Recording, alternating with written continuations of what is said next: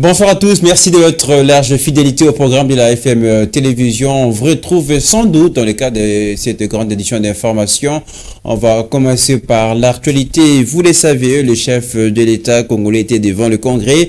Ce mardi 14 novembre, pendant plus de 2 heures, le président de la République a dressé un bilan de son mandat secteur par secteur. Félix Tshisekedi a débuté son speech en demandant 1 minute de silence pour tous les Congolais morts civils et militaires pour diverses causes et saluer tout de même le contrôle parlementaire durant cette législature. S'agissant particulièrement du volet sécuritaire, le chef de l'État préoccupé par la situation au Lomami a appelé le pouvoir à un retour rapide de calme. S'agissant en même temps de prochaines échéances électorales, Félix Tshisekedi a invité les Congolais à faire le choix entre répartir à zéro ou consolider les acquis de cet élan positif en avançant main dans la main. Nous y reviendrons dans nos prochaines éditions, évidemment avec plus de précision. Et puisqu'on a évoqué les élections, on va y rester. Chose promise, chose due, les cadres de concertation avec les 26 candidats à la présidentielle en RDC a vécu ce lundi 13 novembre 2023, ces assises organisées par la CENI en prélude de 2 élections prévues en décembre prochain se sont tenues en bonne et due forme, tel que l'a témoigné le président de la Commission électorale nationale indépendante. Je cite ici Denis Kadima. En présence de membres du bureau et ceux de la plénière de la CENI, ainsi que des invités et de médias, le numéro 1 de la centrale électorale a loué l'engagement qu'ils ont pris chacun à faire acte de candidature. Lors de ces assises, plusieurs questions ont été abordées dont la décrispation politique, la crédibilité du processus et sa fiabilité. En réponse, Denis Kadima a rassuré la tenue des élections dans le délai imparti par la Constitution congolaise avant de promettre de récupérer les zones à tension dès le retour de la paix. Mais aussi, il a imploré le pardon pour tous les candidats de l'opposition qui ont, en longueur de journée, diabolisé le processus électoral en cours. Nombreux dans l'opposition, présents ici dans la salle, ont diabolisé la CENI, mais j'ai dit comme Jésus, Père, pardonne leurs péchés, ils ne savent pas ce qu'ils font, a-t-il prié. Faisant part des activités récemment achevées et celles en cours de réalisation,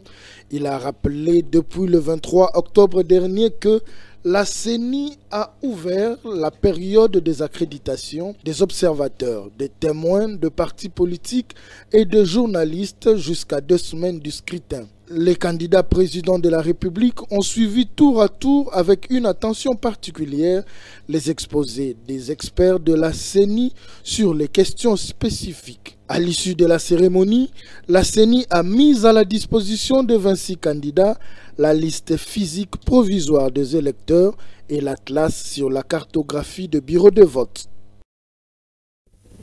Les élections auront bel et bien lieu le 20 décembre 2023. Confirmation de Tony Mwaba, coordonnateur du cercle des réflexions des Tshisekedistes pour le changement, qui précise et que le cadre de concertation organisé par la Commission électorale nationale indépendante en est une preuve évidemment de la tenue tangible des élections dans les délais et constitutionnels.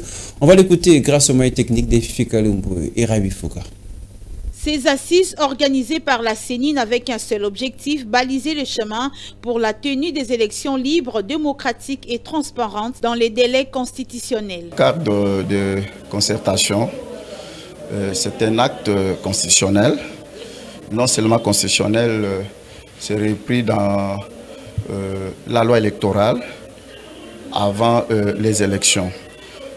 Tous les candidats présidents de la République doivent se retrouver autour d'une table avec le président de la CENI.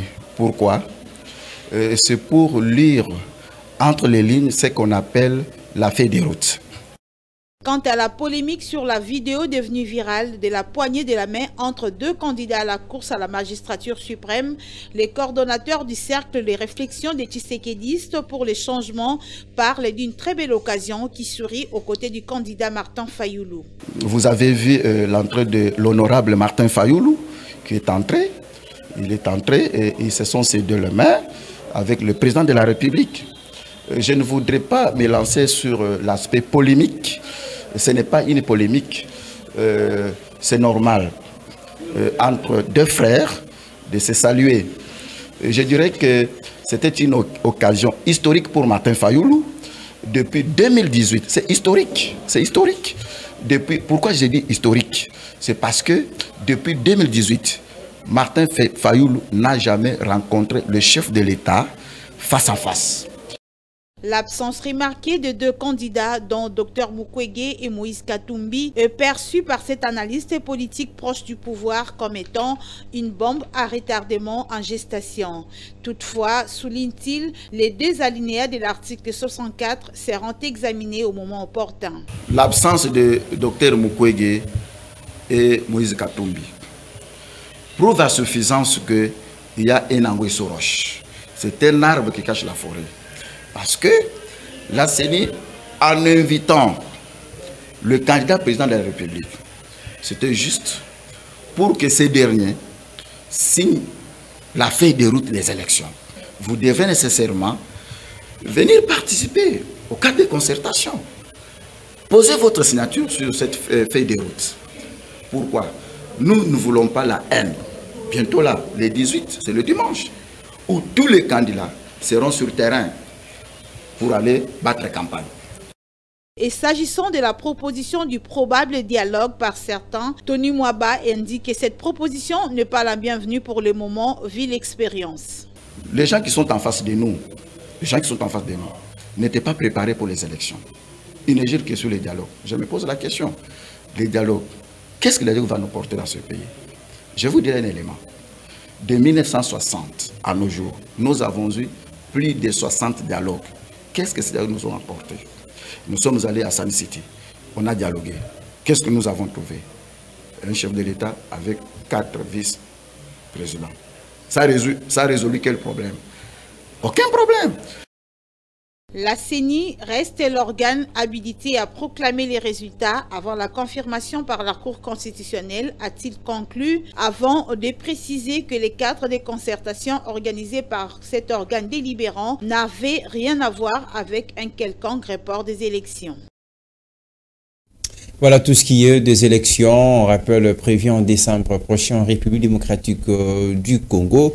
On va parler sécurité à présent dans ce journal. Le général d'armée Christian Tioé, chef d'état-major général de FARDC, a clôturé samedi dernier et sa mission d'inspection et de commandement à Goma avant de s'enrôler pour Lubumbashi dans le Haut-Katanga, où il a visité quelques positions de FARDC et a tenu également une causerie morale à l'intention des militaires déployés au front.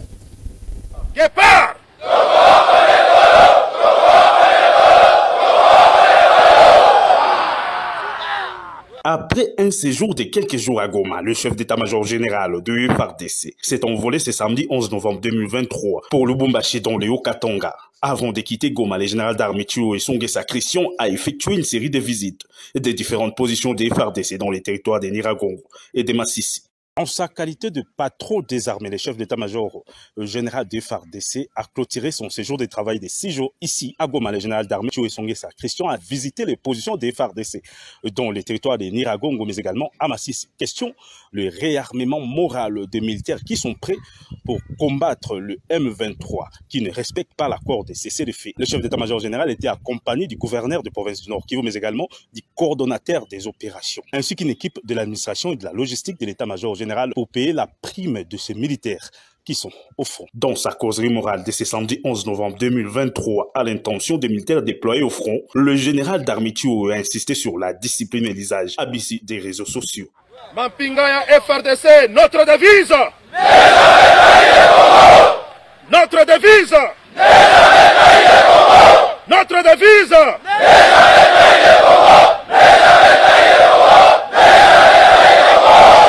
Nakotika kabino jamais. Nakozala tout le temps nabino. Et puis Goma oyo nakobanda koyaka ngo nyonso pona landela kabino de plus près.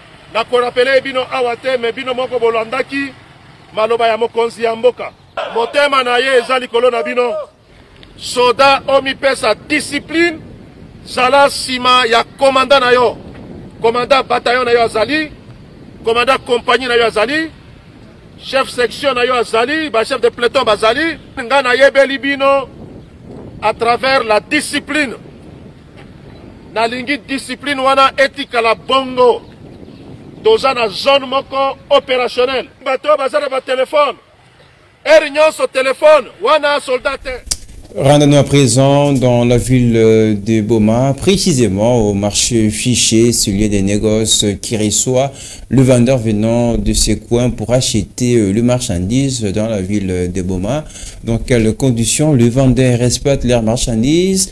C'est la grosse question, en tout cas, qui trouvera des réponses sans doute à cet élément signé Igor Sombo. Regardez. Un marché dont tout le monde en parle, ça existe il y a cela plusieurs décennies, une référence pour les uns et les autres, même les étrangers savent l'importance de ce marché. Marché appelé marché Fischer qui continue de nourrir de milliers de familles. Ce marché est aussi considéré comme un site touristique par rapport à son histoire. Sur place, on trouve des gibiers, les animaux de toutes sortes, poissons de grande taille, crocodiles, serpents, tutillés. Certaines femmes maraîchères viennent vendre leurs produits, à savoir faits de manioc, de bananes, mangue, arachides, manioc, haricots et autres. Chose pas facile, reconnaissent-elles, car leur commerce les expose aux multiples dangers en traversant le fleuve Congo.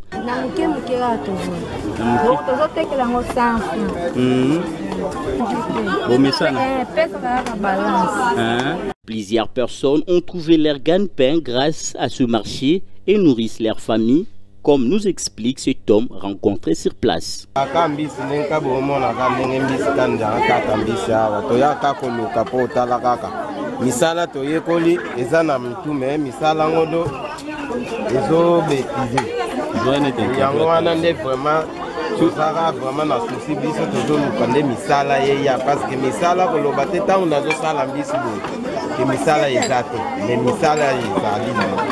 Marché Fischer est sur la frontière entre la RDC et l'Angola.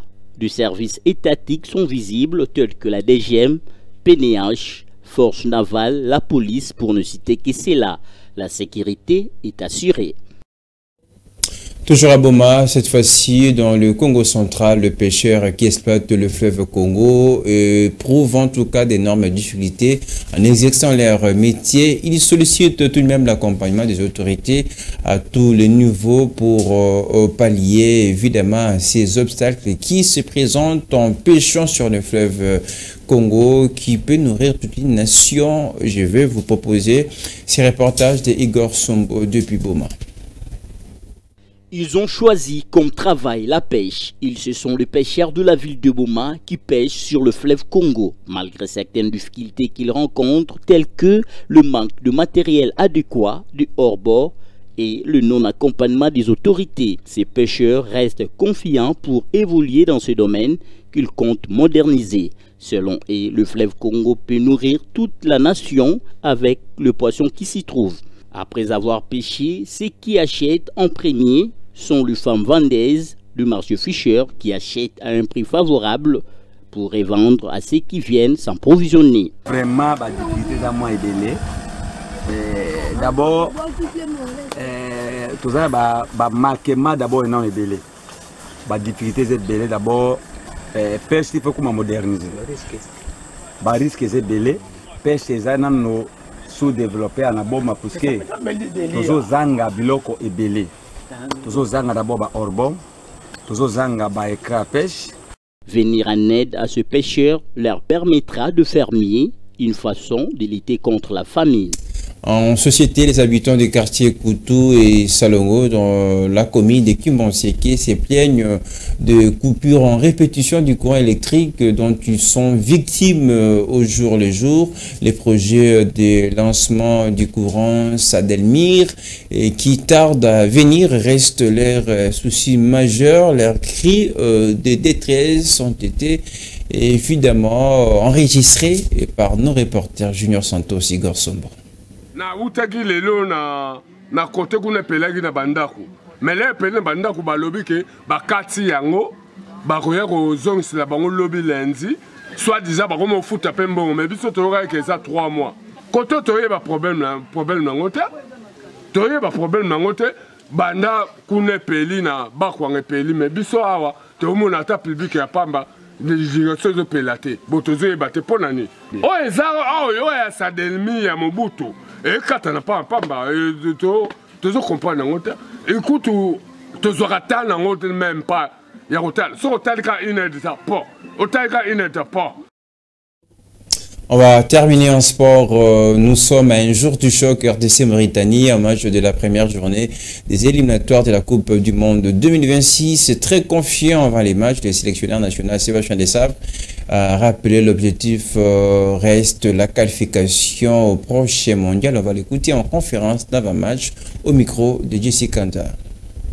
Quel que soit l'adversaire de demain, nous on est concentré sur ce qu'on a à faire à domicile. Si on veut atteindre notre objectif, ça passe par des bons résultats à domicile, quelle que soit l'équipe. Donc en fait, la revanche, je ne sais pas si on peut parler de revanche, ça reste du foot avec un stade, j'espère qu'il va nous soutenir comme à son habitude, nos joueurs qui sont très motivés pour faire un résultat, puis continuer tranquillement notre marche en avant, indépendamment de l'équipe qu'on reçoit. Pour l'instant, on a un joueur qui a un problème administratif de visa, qui est Moukoko Amale, qui ne peut pas nous rejoindre parce qu'il y a un problème administratif avec son club. Mais les 25 joueurs sont là. Donc après, ça sera à nous de trouver les bonnes orientations, en sachant que, comme je l'ai dit, le collectif est important. Tout le monde est nécessaire dans le projet, mais personne n'est indispensable. Donc on a des blessés, d'autres, ça donnera l'opportunité à d'autres de montrer qu'ils sont capables de jouer pour la RDC. Donc.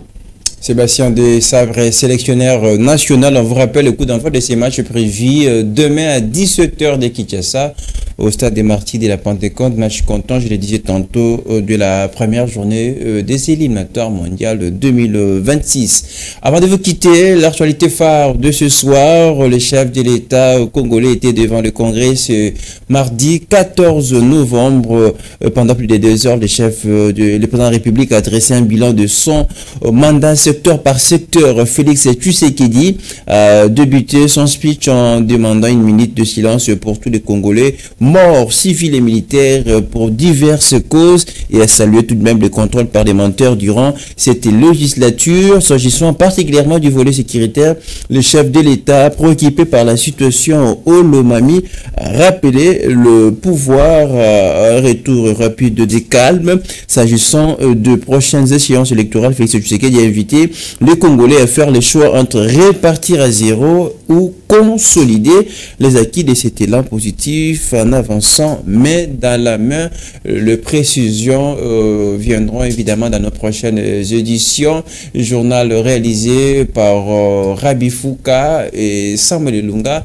L'équipe en régie assurée par Don Benjamin et Guélor Mouya. La société est fin d'assurer des milliards sur votre chaîne. Merci de nous rester fidèles.